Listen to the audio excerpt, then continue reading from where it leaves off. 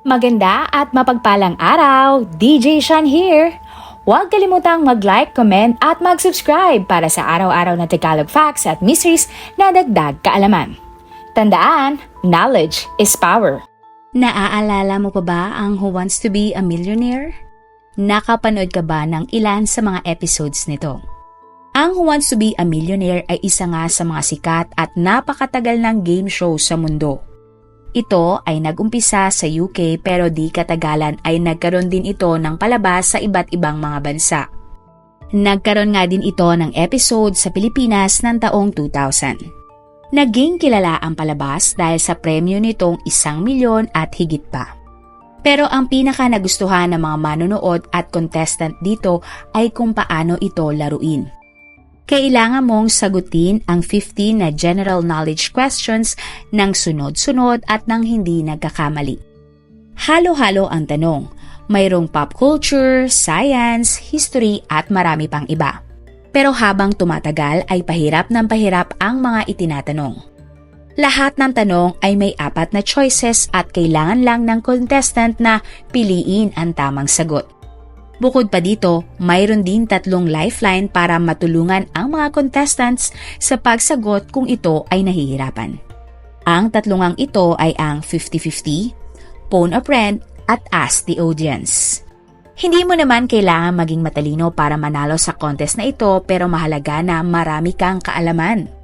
Malaking tulong ang araw-araw na pagbabasa ng diaryo, pagbabasa ng libro, panonood ng balita at mga science at technology shows. Kaya naman, marami ang sumasali at marami na din ang nananalo sa palabas na ito. Pero tulad ng ibang game shows, marami ding mga contestant na tila hindi magaling, hindi handa o sadyang malas lang talaga. Ang kwento natin ngayon ay tungkol sa isang contestant na pinalad makasali at makaupo sa hot seat ng Who Wants to be a Millionaire. Nasa ika-15 tanong na ang contestant at ang pinakahuling tanong. Ibig sabihin, kapag nasagot niya ang tanong, siya ay mananalo ng 1 million pounds o 71 million pesos at magiging milyonaryo. Kung hindi naman, 32,000 pounds o 2.3 million pesos na lang ang maiuwi niyang panalo. Bago niya sagutin ito, sinabi niya sa host na hindi niya alam at hindi siya sigurado sa sagot. Sinasabi niya din na nanguhula lang siya ng mga sagot. Pero bago sabihin ang final answer ay pinalitan niya ang kanyang sagot. Hindi na nga mapakali ang mga audience na nanonood kung ang lalaki ay mananalo. At nang sabihin ng host ang tamang sagot, nanalo ang contestant ng 1 million pounds o 71 million pesos. Grabe ang tuwa ng nanalo at hiyawan ng mga audience. Nang panahon na ito, 2 pa lang ang nananalo ng 1 million pounds sa kasaysayan ng Who Wants to be a Millionaire sa UK. Kung ikukumpara ang contestant na ito, hindi ka panipaniwala na siya ay nanalo dahil hirap siyang sumagot at halos hinuhulaan niya nga lang ang kanyang mga sinagot. Marami nang sumali ng mas magaling pa sa kanya na hindi nanguhula ng tamang sagot pero hindi nananalo ng jackpot. Sa sobrang nakakamangha ng mga pangyayari na puro hula lang ang sagot ng contestant, tila nahiwagaan ang mga staff at producer ng show. Kaya naman, binalikan nila ang recording ng contest at napag-alaman ng mga producer at crew na nandaya ang contestant na nanalo. Nalaman din siya na may mga kasabwat siya sa kanyang pagkapanalo. Nakakapagtaka paano niya nadaya ang contest na napakahirap sagutin. Ating alamin kung paano nandaya ang contestant na ito. Ang taping ng Who Wants to be a Millionaire episode. September 9, 2001, ready na ang host na si Chris Tarrant para sa taping ng mga episode ng Who Wants to be a Millionaire sa UK. At para nga malaman kung sino ang mapalad na contestant na isasalang sa hot seat, ay kailangan munang maglaban ng 8 contestant sa larong Fastest Finger na kung saan kailangan ayusin ang isang talata o sentence. Maraming nakakuha ng tamang sagot pero ang pinakamabilis na sumagot ay siyang uupo sa hot seat. At ang pinakamabilis ay si Charles Ingram. Pangalawang beses na ni Charles na makasali sa game show at ito ang unang beses na siya ay nanalo sa fastest finger at uupo sa hot seat. Sino nga ba si Charles Ingram? Si Charles ay 38 years old at dating British Army Major. Kasama sa audience ng game show ang kanyang asawa na si Diana Ingram. Silang dalawa ay nagkaroon ng 3 mga anak. Si Diana at ang kanyang mga kapatid ay nakasali na noon sa Who Wants to be a Millionaire pero hindi sila umabot sa mga tanong na matataas ang premyo. Kaya naman suma total ay naka 4.7 million pesos lang ang napanalunan nilang pera. Ayon pa kay Diana, ito na ang pagkakataon para manalo ng malaki at si Charles ang gagawa nito. Ang mga tanong. Madaling nasagot ng tama ni Charles ang unang 5 tanong. At sa puntong ito, sigurado na siyang may 71,000 pesos siya kahit hindi niya masagot ang susunod na tanong. Sa pang-6 na tanong, nakuha pa din ni Charles ang tamang sagot pero gumamit ito ng isang lifeline na Ask the Audience. Masyadong maaga ginamit ni Charles ang lifeline para sa tanong na madali pa sanang masasagot. Sa pang-7th question, nakuha ulit ni Charles ang tamang sagot pero bago iyon ay gumamit siya ng lifeline na Phone a Friend. Sa puntong ito, mayroon na siyang pwedeng maiuwi na 280,000 pesos kung siya ay titigil na sa paglalaro. Pero kung magpapatuloy pa din siya, isa na lang ang kanyang lifeline at mayroon pang 8 tanong para sa 1 million. Pero bago ang ika-8 tanong ay natapos na ang taping para sa episode na ito at nagkaroon ng ilang oras na break para i-tape naman ang susunod na episode kung saan isushoot ang mga susunod na itatanong para kay Charles. Inaasahan na noon ng mga audience na hindi na makapagpapatuloy pa si Charles sa laro dahil isa na lang ang kanyang lifeline at nahihirapan na ito sa mga tanong. At nang matapos nga ang break, nilabas na ang pang-8 tanong at mukhang alam na ni Charles ang sagot pero hindi siya gaano kasigurado. Ilang beses niya inulit ang kanyang sagot bago niya sabihin ang kanyang final answer. Would be Aristotle Onassis. Why? Pretty confident it's Aristotle Onassis. May napansin ba kayo? Kung pakikinggang mabuti, tila may umubo sa audience at sakto tuwing uubo ito, binabanggit ni Charles ang tamang sagot. Sa ika-9 na tanong, tila kumpiyansa na si Charles na tama ang kanyang hula sa sagot sa tanong. Pero bago yon, ilang beses niyang inulit ang mga pagpipilian na sagot bago niya ibigay ang kanyang final answer. Sa kabutihang palad ay tama na naman uli si Charles. Sa pansampung tanong naman ay hindi alam ni Charles ang tamang sagot. Kaya ang kanyang ginawa ay inisa-isa niya na banggitin ang mga sagot na pagpipilian. Nahirapan si Charles at ginamit ang kanyang huling lifeline na 50-50.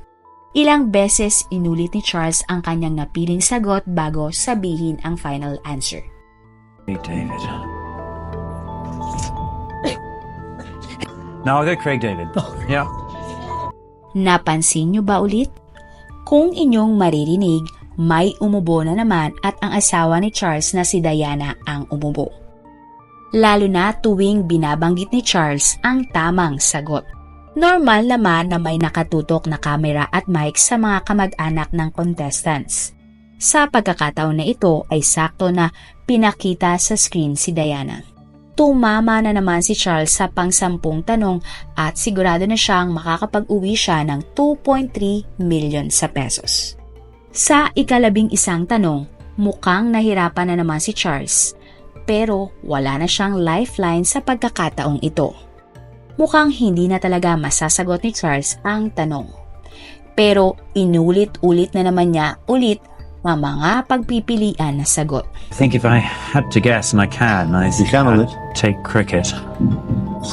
Tuwing mababanggit ang tamang sagot ay mapapansin na may umuubo ulit pero sa pagkakataong ito ay hindi na si Diana. Isa sa mga contestant ang umubo. Hindi kita sa kamera at walang kamera sa mga contestant ng fastest finger pero ang lalaking panay ang ubo ay si Tekwen Witok. Si Tekwen ay palagi ding nasali sa elimination round pero hindi siya napupunta sa hot seat. At sa di malamang dahilan, ang pinili ni Charles na tamang sagot ay kung saan umubo si Tequan. 4 na tanong na lamang ay mananalo na si Charles ng 1 million pounds o 73 million pesos. Nagpatuloy ang laro at sa puntong ito ay napansin na ng mga staff ng game show na parang may mali. Tila puro hula ang mga sagot ni Charles at napansin nila na tuwing babanggitin ang tamang sagot ay umuubo si Tequan. At dumating na nga ang pinakahihintay ng lahat. Umabot na sa pinakahuling tanong o 1 million pound question si Charles. I don't think Sa I've round heard na of a ito, Google. mukhang wala pa din kaalam-alam si Charles pero tuwing mababanggit ang tamang sagot ay umuubo si Tequan. At tulad nga ng inaasahan, nanalo si Charles ng 1 million pounds. Labis ang tuwa ni Charles at ni Diana sa napanalunang pera. Kailangan lang nilang mag-antay ng 8 araw bago ma-deposit ang pera sa kanilang bank account. Matapos manalo ni Charles ay nagpatulong ang taping para sa mga episodes at maswerte na ang sumunod na contestant sa hot seat ay si Tequan Huitok.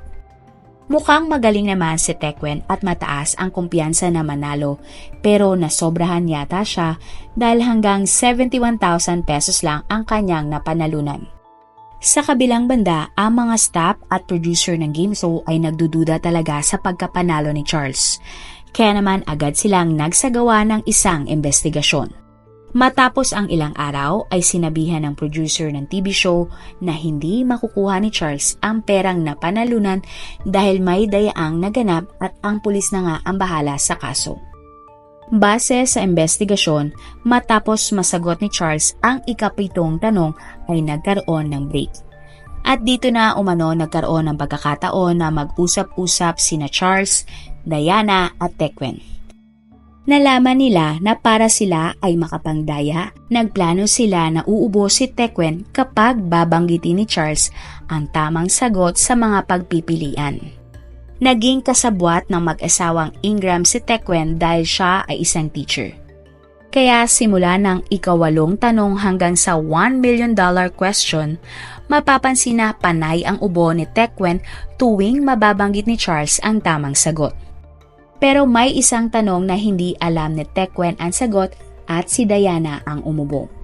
May insidente din na narinig si Tequan na nagtatanong sa katabi nitong magaling na contestant. At siya ay umubo nang malaman niya na ang tamang sagot. Mayroon ding insidente na pagkatapos manalo ni Charles ay nagpunta sila ni Diana sa isang kwarto sa backstage para sa mga nanalong contestants. Imbis na magdiwang sa pagkapanalo, narinig ng mga staff ang mag-asawa na nagsisigawan at nag-aaway. Sa kanilang pagtatalo ay pinalabas pa nga nila ang staff sa kwartong iyon. Ayon umano sa pag-aaway, nagalit si Diana kay Charles dahil naging gahaman ito. Wala kasi sa plano na sagutin ang lahat ng tanong ni Charles at manalo ng 1 million pounds. Pwede na sanang tumigil si Charles sa paglalaro nang inoferan siya ng host ng 18 million pesos at 36 million pesos na pera para masigurado na ang kanyang panalo. Pero dahil nga naging gahaman si Charles, ipinagpatuloy niya ang paglalaro para manalo ng 1 million. Dahil kung mananalo nga sila ng malaki, naniniwala si Diana na posible silang mabuko sa kanilang ginawang pandaraya. Lumabas sa investigasyon na may 192 na ubo ang nai-record o nakuha ng mga mics sa studio. At sa 19 na beses, umubo si Tequan at 2 beses naman si Diana. Lahat ng mga ubo na ito ay saktong tuwing masasabi ni Charles ang tamang sagot sa pagpipilian. Depensa ni na Charles, Diana at Tequan, walang matibay na ebidensya laban sa kanila. Marami daw umuubo sa studio bukod sa kanilang dalawa. At nang panahon na iyon ay may sakit daw si Tequan pero nang siya ay nakaupo na sa hot seat ay hindi na siya umuubo.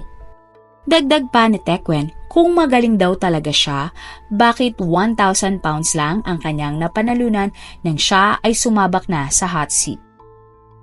Sinadya din umano ng studio at game show na lakasan ang mga audio sa mga pag-ubo nila para sila ay madiin. kahit na hindi lamang sila ang umuubo ng mga panahon na iyon. Nagkataon lang umano na tuwing uubo sila ay nasasabi ni Charles ang sagot. Sagot din ni Charles, nararamdaman niya ang mga audience at nakikita ang reaksyon ng mga ito tuwing masasabi niya ang maling sagot kaya nasasabi niya ang tamang sagot. Ang pangdarayang ito ay isa nga sa pinakamalaking issue at balita ng mga panahon na iyon sa UK. Pero sa huli ng April 2003, pinarusahan sina Charles, Diana at Tequan sa salang pandaraya at ikinulong ng hindi bababa sa 12 buwan. Pinagbayad din sila ng danyos na nagkakahalaga ng £115,000 o 8 million pesos. Ikaw, sa tingin mo, totoo kaya ang depensa ni na Charles, Diana at Tequan na nagkataon lang na umuubo sila sa tuwing masasabi ni Charles ang tamang sagot? Marami pong salamat sa inyong panonood. Meron ba kayong mga kwento na gusto nyong i-share sa ating mga manonood? O kung may personal po kayong kwento na gusto nyong i-feature sa ating channel, i-comment down below nyo lang ang inyong mga suggestions. Salamat sa pagsuporta nyo sa aming mga channel. God bless everyone!